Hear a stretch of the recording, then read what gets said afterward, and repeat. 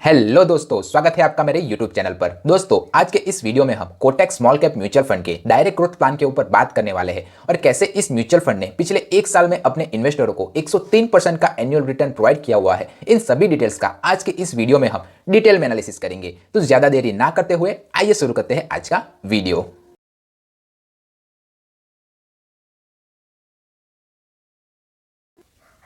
सबसे पहले हम इस म्यूचुअल फंड के फंड ऑब्जेक्टिव के बारे में जान लेते हैं। तो ये एक स्मॉल कैप म्यूचुअल फंड है। अब जिसे नहीं पता कि स्मॉल कैप म्यूचुअल फंड किसे कहते हैं, तो शेयर मार्केट में 250 के बाद की जो भी नई कंपनियां होती है उसे स्मॉल कैप कैटेगरी की कंपनी माना जाता है। तो जो फंड मैनेजर होते हैं इन्हीं नई कंपनियों में इन्वेस्टरों के पैसे को निवेश करता है। स्मॉल कैप म्यूचुअल फंड में आपको रिटर्न्स भी ज़्यादा मिलता है, पर रिस्क भी काफ़ी हाई है क्योंकि ये जो कंपनियां होती है वो नई कंपनियां होती है, तो डूबने के चांसेस भी ज़्यादा होते हैं। अगर आप इस म्यूचुअल फंड में अपने पैसे को निवेश करना चाहते हो तो 7 से लेकर 10 साल तक के लिए इन्वेस्ट करें। अगर 10 साल से कम के लिए अपने पैसे को आप इस म्यूचुअल फंड में निवेश करना चाहते हो तो मेरी तो यही सलाह है कि आप इस म्यूचुअल फंड से दूर ही रहे। और अगर आप इस म्यूचुअल फंड में इन्वेस्ट करना चाहते ही हो तो सबसे पहले अपने फंड मैनेजर या फंड एडवाइजर की सलाह भी जरूर ले ले, क्योंकि इस म्यूचुअल फंड में निवेश करना काफ़ी ज़्यादा हाई रिस्की है।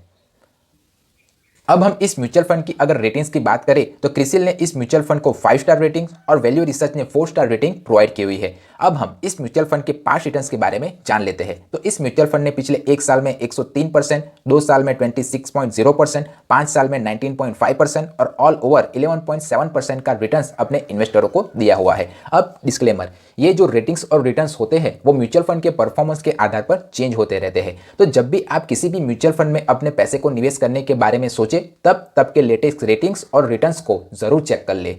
अब आगे बढ़ते हैं। अब हम इस म्यूचुअल फंड के कुछ बेसिक डिटेल्स के बारे में जान लेते हैं। तो 13 अगस्त 2021 को इस म्यूचुअल फंड की एनएवी 165.84 रुपीस थी, यानी कि इस म्यूचुअल फंड की एक यूनिट की वैल्यू 165.84 रुपीस थी। ये जो म्यूचुअल फंड है वो benchmark Nifty free float small cap 100 को फॉलो करता है। अब हम इस म्यूचुअल फंड की अगर एग्जिट लोड की बात करें तो आपने अगर एक साल के भीतर ही 10% से ज्यादा अपने यूनिट्स को सोल्ड किया तो आपको 1% का एग्जिट लोड चार्ज देना पड़ेगा। एक साल के बाद इस म्यूचुअल फंड में कोई भी एग्जिट लोड चार्ज एप्लीकेबल नहीं है।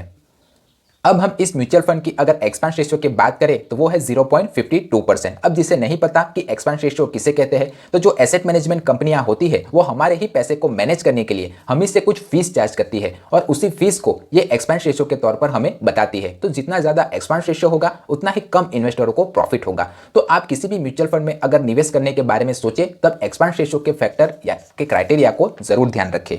ये जो म्यूचुअल फंड है वो ओपन एंडेड म्यूचुअल फंड है, यानी कि ये आप इस म्यूचुअल फंड में जब चाहे तब अपने पैसे को लगा सकते हो और जब चाहे तब निकाल भी सकते हो। अगर आप इस म्यूचुअल फंड में अपने इन्वेस्टमेंट स्टार्ट करना चाहते हो तो मिनिमम अमाउंट 1000 से और लमसम रुपीज 5000 से स्टार्ट कर सकते हो। अब मैं आपको एक एग्जांपल के थ्रू इलोब्रेट करने की कोशिश करता हूं। मान लीजिए कि आपने 1000 रुपीज की एसआईपी स्टार्ट की हुई है और लगातार 5 साल तक आप इस म्यूचुअल फंड में अपने पैसे को निवेश कर रहे हैं, तो आपकी जो टोटल इन्वेस्टमेंट वैल्यू होगी वो होगी 60,000 रुपीज। तो उस 60,000 रुपीज के सामने आपको 1.25 लाख रुपीज मिलते। अगर इसी तरह के दूसरे कैटेगरी एवरेज के स्मॉल कैप म्यूचुअल फंड में आपने उस 60,000 रुपीज को निवेश किया होता तो आपको 1.13 लाख रुपीज मिलते। अगर आपने उस 60,000 रुपीज की अगर बैंक एफडी की होती तो आपको 71,598 रुपीज मिलते। और वही 60,000 रुपीज का आपने अगर सोना खरीदा होता तो उस सोने की वैल्यू आज 77,912 रुपीज मिलती। आशा करता हूं कि आपको मेरा वीडियो पसंद आ रहा है। अगर वीडियो पसंद आ रहा है तो वीडियो को लाइक जरूर कर दे। ये जो म्यूचुअल फंड है वो इन्वेस्टरों के 93.15% पैसे को इक्विटी यानी कि शेयर बाजार में निवेश करता है। तो शेयर बाजार के उतार चढ़ाव का इस म्यूचुअल फंड के ऊपर सीधा असर पड़ेगा।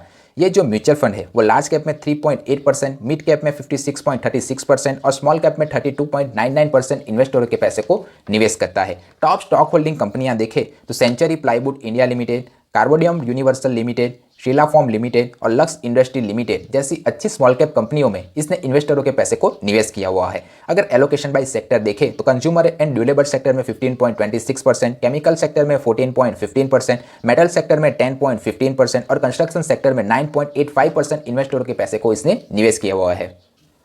रिस्कोमीटर में आप देख ही सकते हो कि इस म्यूचुअल फंड में निवेश करना काफी हाई रिस्की है, क्योंकि ये इन्वेस्टरों के ज्यादातर पैसे को इक्विटी यानी कि शेयर मार्केट में निवेश करता है। तो शेयर मार्केट में निवेश करने के कारण ही शेयर मार्केट के अप एंड डाउन्स का इस म्यूचुअल फंड के ऊपर सीधा असर पड़ेगा।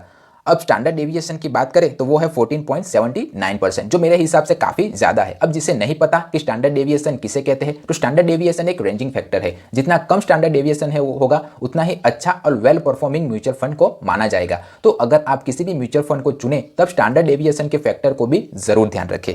अब हम इस म्यूचुअल फंड के अगर फंड मैनेजर के बारे में जाने तो मिस्टर पंकज टिपड़ीवाल जैसे वेल एक्सपीरियंस फंड मैनेजर इस म्यूचुअल फंड को मैनेज कर रहे हैं। अब हम इस म्यूचुअल फंड के ऊपर लगने वाले टैक्स लायबिलिटी के बारे में जान लेते हैं। तो 1 साल के बाद अगर आपने निवेश किए पैसे को अगर निकाला तो आपको 1 लाख रुपीस का एजम्पशन मिलेगा और बाकी बची हुई रकम पर आपको 10% का long term capital gain tax देना पड़ेगा। और अगर आपने 1 साल के भीतर ही अपने निवेश किए पैसे को अगर निकाल लिया तो आपको 15% का टैक्स पूरी रकम पर देना पड़ेगा और उस टैक्स को short term capital gain tax कहा जाएगा।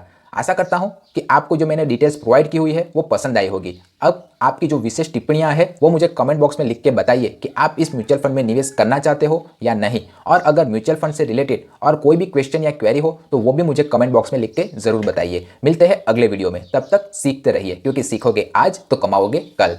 जय हिंद।